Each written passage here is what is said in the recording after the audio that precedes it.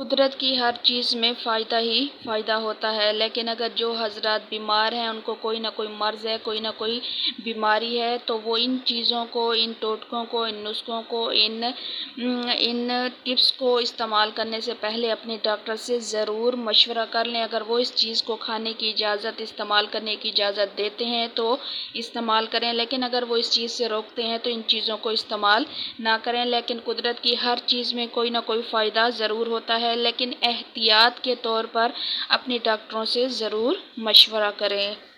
السلام علیکم۔ پسینہ تقریباً جسم کے ہر حصے سے نکلتا ہے اور خشک ہو جاتا ہے، لیکن گردن، بغلوں، پوشیدہ اعضاء وغیرہ جو حصے ہر وقت کپڑے سے ڈھکے رہتے ہیں، یہاں آنے والا پسینہ آسانی سے خشک نہیں ہوتا، اس لیے زیادہ جسم سے بو آتی ہے۔ اس کو دور کرنے کے آج بہت ہی بہترین نسخے، زبردست ٹوٹکے اور لاجواب ٹپس لے کر آئی ہوں، جس سے پسینے کی بدبو سے چھٹکارا ملے گا۔ تو چلیں شروع کرتے ہیں ویڈیو کو، لیکن ہمیشہ کی طرح جلدی سے میرے چینل کو سبسکرائب کر دیں۔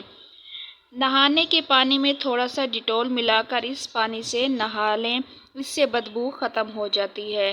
نہاتے وقت اچھی طرح جسم پر صابن لگائیں۔ نہانے کے بعد جسم کو اچھی طرح تولیہ سے خشک کر لیں۔ کپڑا ایسا پہنا جائے جو پسینے کو جذب کر لے۔ ہریڑ باریک پیس کر اس سے مالش کر کے نہانا چاہیے۔ جامن کے پتوں کو بوائل کر لیں۔ اب اس پانی کو سارے جسم پر اچھی طرح ملیں۔ تقریباً 5 منٹ بعد پانی سے نہا کر جسم صاف کر لیں۔ پسینے کی بدبو نہیں آئے گی۔ اس طرح پسینہ آنا فطری بات ہے، لیکن اس سے آنے والی جو بدبو ہے اس سے الجھن محسوس کرتے ہیں، تو پھٹکری جو پنساری اسٹور سے بآسانی مل جاتی ہے، پانی میں ڈال کر اس پانی سے نہائیں، یا نہانے کے بعد پھٹکری کو ایک ٹکڑا لے کر بغلوں میں رکھ دیں۔ آپ کے بدن سے پسینے کی بدبو نہیں آئے گی انشاءاللہ۔ کچھ لوگوں کو پسینہ بہت زیادہ آتا ہے، ایسے لوگوں کو چاہیے کہ وہ پانی زیادہ سے زیادہ استعمال کریں تاکہ پانی کی کمی نہ ہو۔ پسینے میں بدبو اکثر قبض کی وجہ سے بھی ہوتی ہے۔ اگر قبض کی وجہ سے ہو تو روزانہ نہار منہ 2 گلاس پانی ضرور پئیں، اس سے قبض کی شکایت دور ہو جائے گی۔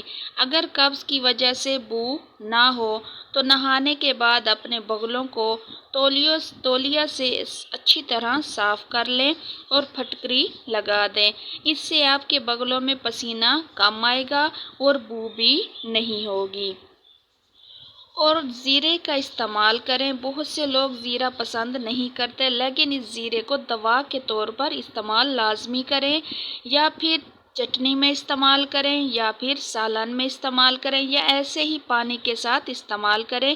زیرے سے پسینے کی بدبو نہیں آتی اور پسینہ بھی بہت کم آتا ہے، تو اس لیے آپ زیرے کو ضرور استعمال کریں۔ آپ نسخے استعمال کریں، انشاءاللہ آپ کو ضرور فائدہ ہوگا۔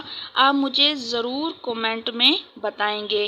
اس کے علاوہ اگر اور بھی آپ کا کوئی سوال ہے تو وہ بھی آپ مجھ سے پوچھ سکتے ہیں۔ مجھے امید ہے کہ میری بات آپ کو سمجھ آ گئی ہوگی، تو ویڈیو کو لائک کر دیں اور اپنے دوستوں کے ساتھ ایسی معلومات لازمی شیئر کیا کریں تاکہ ان تک بھی یہ بات پہنچ سکے۔